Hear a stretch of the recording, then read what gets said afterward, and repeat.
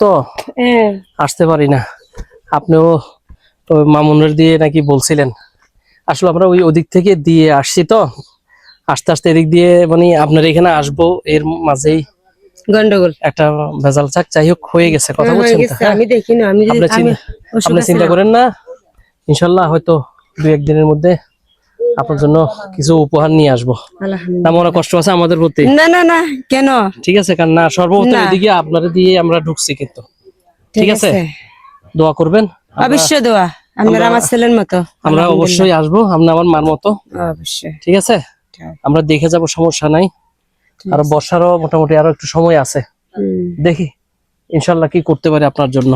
ঠিক আছে, আলহামদুলিল্লাহ। আর আমাদের জন্য একটু দোয়া করবেন। অবশ্যই দোয়া করব। আমরা যেহেতু সবসময় এই কাজগুলা চলমান রাখতে পারি, করে যাইতে পারি।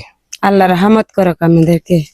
আচ্ছা ঠিক আছে, আমাদের নবীজির মতো যেন আপনাদেরকে আল্লাহ রহমত করে, দোয়া করবেন। আমরা অবশ্যই দোয়া করি। আর আমরা হইলাম যে আখিরি নবীর উম্মত, কথা বুঝতে পারছেন? অবশ্যই। হ্যাঁ, আমরা চেষ্টা করবো আপনার জন্য ইনশাল্লাহ কিছু করার জন্য। আপাতত কিছু দেখি বাজার সাজার, আরো রোজাও আসছে, আল্লাহ বাসাইলে হয়তো কালকে থেকে মনে স্টার্ট রোজা।